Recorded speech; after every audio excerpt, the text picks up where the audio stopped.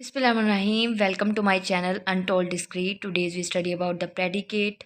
ठीक है, आज हम डिटेल स्टडी करेंगे प्रेडिकेट के बारे में, लेकिन हमने टॉपिक और जो कैली सब्जेक्ट स्टार्ट किया है वो प्रेडिकेट एंड क्वांटिफायर है। ठीक है, आज हम डिटेल स्टडी करेंगे प्रेडिकेट को। अब प्रेडिकेट क्यों पढ़ा जाता है हम देखते हैं। To deal with the variables we study predicate in discrete math. अब देखें, जब भी हम लोग वेरिएबल किसको कहते हैं, एक्स वाई जी वगैरह को, इनके साथ जब भी डील करना हो ना तो हम लोग प्रेडिकेट को स्टडी करते हैं। ठीक है, अब प्रेडिकेट क्या होता है, अगर उसकी मैथमेटिकल डेफिनेशन में देखूं तो वो कुछ ये है। Predicate refers to the property that the subject of the statement can have. कोई भी स्टेटमेंट है, उसकी जो प्रॉपर्टी, उसमें जो सब्जेक्ट होगा ना, उसकी जो भी प्रॉपर्टी होगी, ठीक है, वो प्रॉपर्टी प्रेडिकेट कहलाएगी। इन अदर वर्ड्स अगर मैं कहूँ, कोई भी एक्सप्रेशन है हमारे पास, एक्सप्रेशन किसे कहते हैं, इसको एक्सप्रेशन कहते हैं। ठीक है ना, ऐसा एक्सप्रेशन जिसमें वेरिएबल्स इन्वॉल्व हों, ऐसे एक्सप्रेशन को हम लोग क्या कहते हैं जी, प्रेडिकेट कहते हैं। ठीक है, जैसे कि इसमें वेरिएबल इन्वॉल्व है, इसको हम लोग प्रेडिकेट कहेंगे। अब प्रेडिकेट को जब डिनोट किया जाता है ना, उसको पी से डिनोट किया जाता है, और वेरिएबल आप जानते हैं एक्स वाई और जी। ठीक है, मोस्टली जब भी हम लोग प्रेडिकेट यूज़ करेंगे तो दो या दो से ज़्यादा, एक या तीन, तीन ही मुश्किल से आते हैं, तीन या चार आ जाते हैं वेरिएबल्स, और वो एक्स वाई जी और आप कह लें लिटिल अल्फ़ाबेट जो होते हैं हमारे पास, उनको यूज़ कर सकते हैं। एक्सेप्ट जो कह रहे हैं हमारे पास अल्फ़ाबेट जो होता है, स्मॉल जो ए बी सी होती है, एक तो होती है लार्ज ए बी सी। जो लार्ज ए बी सी है उसका पी के अलावा आप तमाम जो स्मॉल ए बी सी के जो होते हैं लेटर्स आप रख सकते हैं। सही है, अब यहाँ पे हमारे पास आ जाता है, इसको डिनोट इससे किया जाता है। अब फॉर एग्जांपल मैंने कहा, जो मैथमेटिकल डेफिनेशन दी, मैंने कहा predicate refers to the property of the subject of the statement can have. Subject क्या है, अब किसी भी एक्सप्रेशन में सब्जेक्ट क्या चीज़ होगी, सब्जेक्ट एक्स को कहेंगे। कोई भी वेरिएबल खुद ही सब्जेक्ट होता है। ठीक है ना, अब उसकी ये प्रॉपर्टी है कि एक्स इज़ ग्रेटर देन 3। ठीक है ना, एक्स ग्रेटर देन 3 है, ये इसकी प्रॉपर्टी है ना, ग्रेटर देन 3, तो इसी को हम लोग क्या कहेंगे, प्रेडिकेट कहेंगे। ग्रेटर देन 3 प्रेडिकेट है, और जो सब्जेक्ट है हमारे पास वो क्या है, वेरिएबल। ठीक है ना, आप चाहो तो इसकी सिंपल डेफिनेशन लिख लो, चाहो तो इसकी मैथमेटिकल लिख लो, लेकिन अथेंटिक या कह लें इसको ज़्यादा प्रेफरेबल दिखाने के लिए आपको कोशिश करनी चाहिए कि आप मैथमेटिकल ही लिखें। ठीक है, उसके बाद हम पढ़ लेते हैं, अगर हम लोग कहते हैं if a value assigns to the variable X then P of X become a proposition. अगर मैं इसको कोई कर दूँ, कोई वैल्यू असाइन कर दूँ, ठीक है जी, मैंने इसको कोई वैल्यू असाइन कर दी है, जैसे कि ये है, मैं इसको कह देती हूँ 4, 4 इज़ ग्रेटर देन 3। ठीक है ना, तो ये क्या एक डिक्लेरेशन सेंटेंस नहीं हो जाएगा, या तो ये ट्रू है। अगर मैं यहाँ पर ज़ीरो लिख देती हूँ, तो ज़ीरो लिखने से क्या होगा, ये ज़ीरो इज़ स्मॉलर देन 3 होता है, ज़ीरो छोटा होता है ना 3 से, लेकिन यहाँ पे तो ग्रेटर लिखा है, तो इसका मतलब ये फॉल्स है। ऐसी स्टेटमेंट जो किसी भी एक्सप्रेशंस को ट्रू या फॉल बना दे, या उससे हमें पता चल जाए कि वो स्टेटमेंट ट्रू है फॉल है, यानी कि डिक्लेरेशन स्टेटमेंट बन जाए एक, तो ऐसे स्टेटमेंट को हम लोग क्या कहते थे, प्रेपोजिशनल स्टेटमेंट। जब भी हम लोग कभी भी कोई प्रेडिकेट लेंगे, उसमें अगर वैल्यू असाइन कर देंगे तो वो क्या बन जाएगी, प्रेपोजिशनल फंक्शन बन जाएगा वो। सही है, जैसा कि यहाँ पे देखें, हमारे पास यहाँ पे है x ग्रेटर देन 3। ठीक है, अब p ऑफ x, अगर मैं x को साइन कर देती हूँ 4, ठीक है, तो ये क्या एक प्रपोजिशनल स्टेटमेंट बन गई है, जो कि 4 ग्रेटर होता है 3 से। ये एक डिक्लेरेशन सेंटेंस है, ये सेंटेंस की समझ आ रही है, इसका कोई ना कोई, अब हमें ये पता है, हाँ बिल्कुल ऐसा ही है कि 4 3 से बड़ा होता है। ठीक है, ये एक डिक्लेयर कर रहा है चीज़ को, तो ये ट्रू है। ठीक है, अगर मैं लिख देती यहाँ पे 0, वो भी डिक्लेयर करेगा कि 0 जो है वो ग्रेटर देन 3 है, लेकिन वो फॉल्स है, वो गलत है। ठीक है ना, एक दफ़ा क्लियर तो करा है ना बात को। तो इस तरह क्या कहते हैं, ऐसे स्टेटमेंट्स को जब हम प्रेडिकेट्स में वैल्यू पुट कर देते हैं तो वो उसको क्या बना देती है, प्रपोजिशनल फंक्शन बना देती है। अब उसको जब भी आप एग्ज़ाम में सॉल्व करोगे तो ये तो नहीं ना कि आप सिर्फ इसका जनरल व्यू दे दो कि प्रेडिकेट में अगर वैल्यू असाइन कर दी जाए एक्स को तो उसको हम कह देते हैं प्रपोजिशनल स्टेटमेंट या प्रपोजिशनल फंक्शन। वहाँ पर आपसे अथेंटिक डेफिनेशन ही मांगी जाएगी। तो उसकी अथेंटिक डेफिनेशन जो बनती है वो ये है, the statement P of X is also set to be the values of propositional function P at X. जब भी आप प्रपोजिशनल फंक्शन के बारे में बताएंगे तो इसका मतलब वही है कि जब भी आप एक्स को कोई वैल्यू असाइन कर दोगे, ठीक है, वो एक प्रपोजिशन बना देगी, प्रपोजिशनल फंक्शन बना देगी, ठीक है। अब स्टेटमेंट पी ऑफ एक्स यानी कि एक प्रपोजिशनल जो प्रेडिकेट है, प्रेडिकेट को ही हम लोग इससे डिनोट करते हैं, पी और वेरिएबल, है ना। एक प्रेडिकेट है, उसको हम क्या कह सकते हैं, जब भी उसको वैल्यूज असाइन करेंगे तो वो एक प्रपोजिशनल फंक्शन बना देगी पी एट एक्स, जो कि एक्स पर पी का होगा। सही है। अब यहाँ पे हमारे पास एग्जाम्पल आ जाती है। अगर देखें यहाँ पर ना प्रपोजिशनल, क्योंकि मैंने प्रपोजिशंस की डिटेल वीडियो पीछे दी हैं, उनके बारे में बताया, उनको कैसे लिखते हैं, किस तरह हम लोग उनको असाइन करते हैं, हम लोग उनको वैल्यूज़ कैसे देते हैं। और हमें मोस्टली क्वेश्चन जब हम प्रेडिकेट और डिस्क्रीट मैथ को पढ़ रहे होते हैं ना, तो हमारे पास प्रपोजिशनल स्टेटमेंट यानी कि इंग्लिश स्टेटमेंट भी आ जाती हैं। उनको कह देते हैं ये यानी कि आप प्रपोजिशनल में इसको बताओ, और प्रपोजिशन दे देते हैं और कहते हैं कि आप इनको ना इंग्लिश में बताओ। सही है।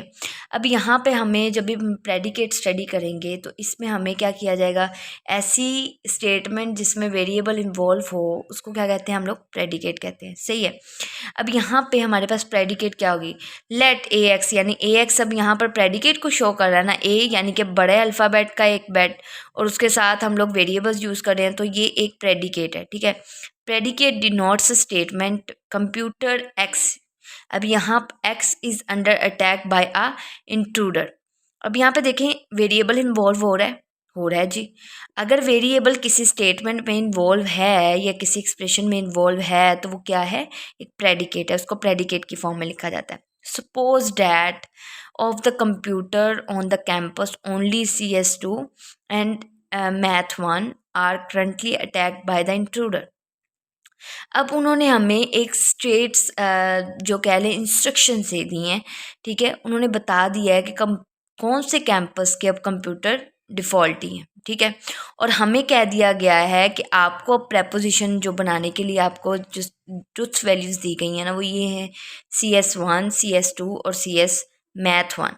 जबकि हमें जो इंस्ट्रक्शंस दी गई हैं उनके मुताबिक कौन कौन से हैं, CS2 एंड मैथ 1। ठीक है ना। आप समझ रहे हैं कि हमें जो असल में ये जो वैल्यूज़ दी गई होती है ना, असल में ये जो स्टेटमेंट है ये ट्रू है।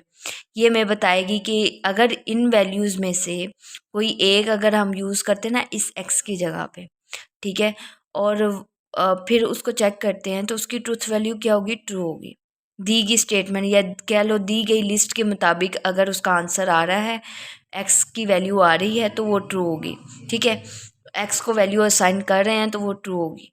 अगर उसको नहीं कर रहे, हम लोग कोई और वैल्यू असाइन कर रहे हैं तो वो फॉल्स होगी। वो कैसे, ये चेक करते हैं।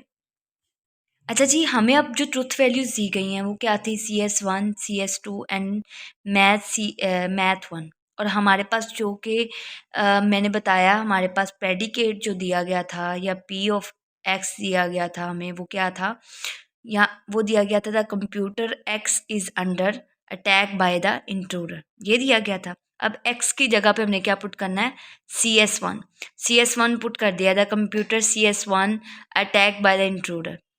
ठीक है। जबकि उन्होंने खुद जो बताया था वो क्या बताया था, CS2 में पर अटैक किया और मैथ 1 पे अटैक किया। क्या ये मैथ 1 है, नहीं है। ये CS2 है, नहीं है। ठीक है। तो इसका क्या मतलब हुआ, CS1 जो हमारे पास दिया गया है जिसने प्रपोजिशनल एक स्टेटमेंट बना दी है, वो स्टेटमेंट क्या है, फॉल्स है according to the given instruction. यही है ना।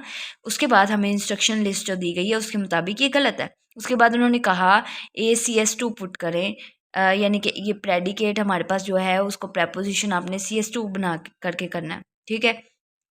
क्या CS2 हमारी दी गई इंस्ट्रक्शंस में था, जी बिल्कुल CS2 था। तो क्या हुआ, the statement true according to the given instruction. इसी तरह हम लोग मैथ 1 को पुट करेंगे, द कंप्यूटर मैथ 1, यानी एक्स की जगह पे अब मैथ 1 पुट कर देंगे। ठीक है ना। यहाँ पे वेरिएबल ही होता है ना, तो यहाँ पर हमारा वेरिएबल जो दिया गया है वो इक्वल टू है मैथ 1 के। ठीक है। मैथ 1 को पुट किया, is under attack by the intruder. क्या ये गिवन लिस्ट में था, जी बिल्कुल था। तो ये स्टेटमेंट क्या हो गई, ट्रू हो गई। ठीक है। हम प्रेडिकेट को ट्रू और फॉल्स दी गई इंस्ट्रक्शंस के साथ मैच करके चेक करते हैं कि आया ये इंस्ट्रक्शंस के अकॉर्डिंग है या नहीं है।